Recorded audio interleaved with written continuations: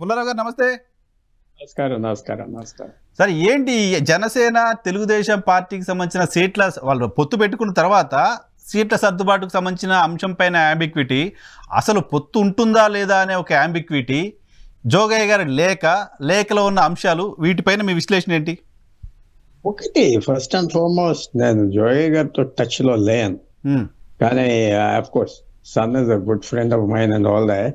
జోగయ్య గారు ఈ media age లో ఆయన ఉత్తరం వల్ల ఇంత ఇంపాక్ట్ తీసుకొస్తున్నాడంటే we have to appreciate it.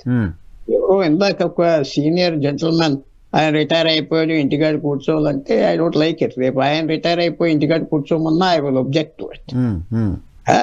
Nice remark. Peculiar man Jogayya. నాకు first time I met him, frank గా చెప్తున్నాను, 5th క్లాస్ లో ఉన్నాను, ఆయన జిల్లా పరిషత్ చైర్మన్ అవి మా ఇంటికి వచ్చాడు పోలవరంలో ఒక పెళ్లికి. I was the 5th class, సాఫ్ట్ ప్యాన్స్. అండ్ టుడే 60-50 సంవత్సరాల తర్వాత ఆయన మళ్ళీ ఇంకా రెలవెంట్ గా ఉన్నాడంటే ఇట్స్ వండర్. అది mass media impact written word తో చేస్తున్నాడు కదా.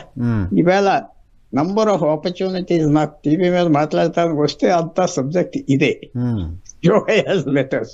నేను I have to appreciate that. And ఆయనకి హక్కు ఉన్నది, నాకు హక్కు ఉన్నది నా ఇష్టం వచ్చిన చెప్పడానికి, మీకు ఉన్నది, పవన్ కళ్యాణ్ గారికి ఆయన ఇష్టం వచ్చినట్టుగా చేయటానికి హక్కు ఉన్నది, చంద్రబాబు నాయుడు జగన్మోహన్ రెడ్డి గారు. అది డెమోక్రసీ. అది మనం గ్రడ్జ్ చేయకూడదు. అది ఎలా తప్పించుకుంటావు, అది ఎలా నెగోషియేట్ చేస్తావు, అది ఆ స్కిల్ పాలిటిక్స్. తప్పకుండా ఒక ఐడియాని మంచి అభిప్రాయంతో చేసేదా, ఇంకోళ్ళు రాసారా ఉత్తరం, నేను రాసేనా, మీరు రాసేనా, అది that's not the point. Point is ఈ వండర్ ఏంటంటే ఆయన ఉత్తరం మాస్ లో మిలియన్స్ ఆఫ్ పీపుల్ కి రాసిన వెంటనే వెళ్ళిపోతుందంటే అది ఒక ఇంట్రెస్టింగ్ ఫినామినన్. మీరు ఒక మీడియాలో ఎన్నో ఇయర్స్ ఎక్స్పీరియన్స్ ఉన్నది, ఒప్పుకుంటారో ఒప్పుకోరా? అది డెఫినెట్ గా అది ఒక విశేషంగా ఆయన అక్కడ కూర్చొని చేస్తున్నా. అన్ని చెప్పి నేను అగ్రీ అవ్వట్లేదు. Some issues, relevant issues raise చేశాడు, చాలా రేస్ చేశాడు. ఎందుకంటే సామాజికంగా చాలా ప్రాబ్లమ్స్ ఉన్నాయి ఆంధ్రప్రదేశ్ లో. సామాజికంగా ఇప్పుడు తెలుగుదేశంలో అధికారంకి వచ్చేస్తే బంగారం వస్తుంది అంతే కాదన్నాం, జగన్మోహన్ రెడ్డి గారు మళ్ళీ వస్తే ఉండదన్నాం. ఎందుకంటే we have to be very careful మన వర్డ్స్ తో. ఒక వర్డ్ తో I have to be careful. But ఆయన చెప్పేదానికి అడ్రస్ చేయాలి. ఎందుకంటే ఇది ఏదో మళ్ళీ ఎలక్షన్ అయిపోయాక జగన్మోహన్ రెడ్డి గారు ఓడిపోయినా ఎక్కడికి వెళ్ళదు కదా, ఎక్కడే ఉంటాడు కదా, ఎక్కడికి వెళ్ళిపోదు అనుకోవట్లేదు. వీళ్ళిద్దరు ముగ్గురులో ఎవరో ఒకరు ఓడిపోతారు, ఎవరో ఒకరు గెలుస్తారు. మే 1st కి మనకి తెలుస్తారు. 1 person లూజ్, 1 person విన్. కానీ శాంతి, పీస్ మాత్రం ఆంధ్రప్రదేశ్ ఉండదు.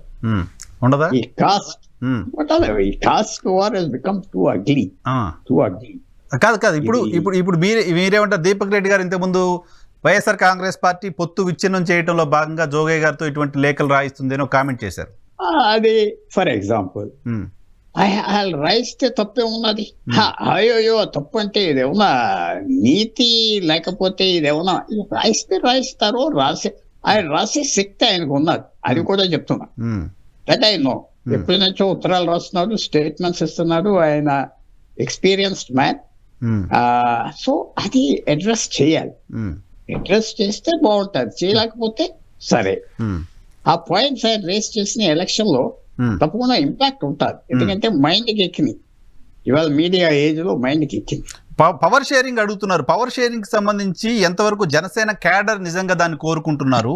పవర్ షేరింగ్ లేకపోతే ఓట్ల ట్రాన్స్ఫర్ జరగదు అంటూ జోగయ్య గారు చెప్తున్న మాటలను ఎంతవరకు సీరియస్ గా తీసుకోవాల్సిన అవసరం ఉంటుంది కూటమిలోని 2 పార్టీలు? ఓట్ ట్రాన్స్ఫర్ జగన్మోహన్ రెడ్డి గారి యాటిట్యూడ్ మీద డిపెండ్ ఉంటాయి. జగన్మోహన్ రెడ్డి గారు ఎలక్షన్ టైంలో ఆయన ఎలాంటి క్యాండిడేట్స్ ఫైనలైజ్ చేస్తాడు, ఈ మేజర్ కమ్యూనిటీస్ మీద యాటిట్యూడ్ ఎలా చూపెడతారు, దాని మీద ఉంటారు. ఆయన ఒక ఇంటెలిజెంట్ గా క్యాండిడేట్స్ పెడతాం, ఇది చేయటం, కాస్ట్ ఇది తీసుకుంటే ఓట్ ట్రాన్స్ఫర్ చాలా వరకు తగ్గుతుంది. ఓట్ ట్రాన్స్ఫర్ ఆ పక్కన బాగా జరుగుతుంది. ఎక్కడ ఈయన కేర్ఫుల్ గా ఉండకపోతే ఈయన పాలసీ ఇక మాకు దిక్కు లేదు నేస్తారు oats.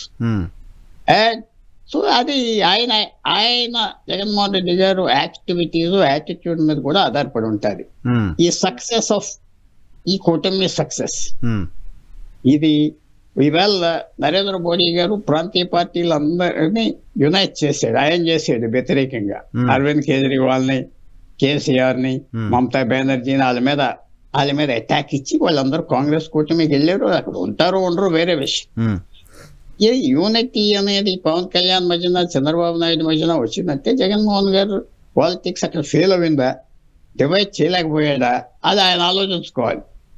So attitude in elections మనం చెప్పలేము. ఇంకా నా పాయింట్ ఏంటంటే సార్, ఇప్పుడు 20 సీట్లు 25 సీట్లు 30 సీట్లు అని వార్తలు వస్తున్నాయి. జనసేనకి కనుక తక్కువ సీట్లు వస్తే జనసేన ఓట్లు టీడీపీకి వెళ్ళవు. జనసేన అధినేత ఒక ఏడాదో 2 ఏళ్ళలో ముఖ్యమంత్రి అని చెప్పకపోతే జనసేన ఓట్లు టీడీపీకి వెళ్ళవు. ఇది ఫౌమ్గా జోగయ్య గారు చెప్తున్నమాట.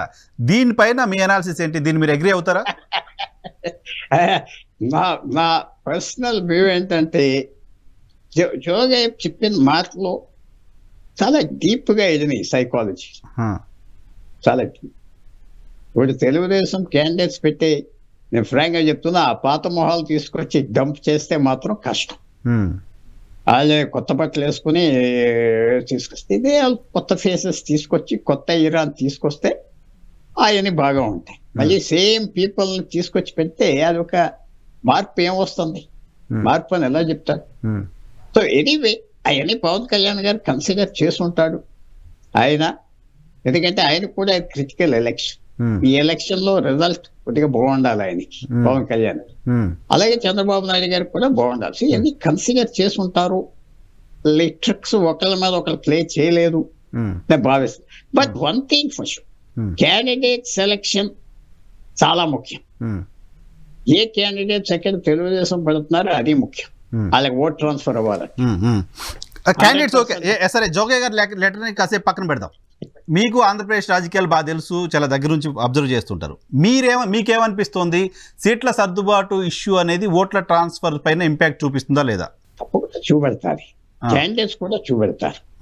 నేను పేర్లు చెప్పను, కొంతమంది యూస్లెస్ క్యాండిడేట్స్ అని పెడితే ఓట్ యూస్లెస్ క్యాండిడేట్స్. మీ దగ్గర లిస్ట్ ఉన్నదా? తప్పకుండా నా దగ్గర లిస్ట్ ఉన్నదా? అటు ఉన్నది ఇటు ఉన్నది. Public perception. లేకపోతే కేర్ఫుల్ గా వాళ్ళకు అవకాశం. ఇవాళ టీడీపీకి ఒక పెద్ద అవకాశం వచ్చింది, పవన్ కళ్యాణ్ గారి సపోర్ట్ అనేది. ఆయనకి అవకాశం వచ్చింది చంద్రబాబు నాయుడుతో. పెద్ద పార్టీ, పెద్ద సంస్థ, ఫస్ట్ టైం పవర్ లోకి రావడానికి సంబంధించిన అవకాశం, అంటే పవర్ లో షేర్ తీసుకోవడానికి సంబంధించిన అవకాశం పవన్ కళ్యాణ్ గారికి. ఆయన ఏదో అన్నాడు కదా, బలం లేదు అని. ఆయన ఇష్టం.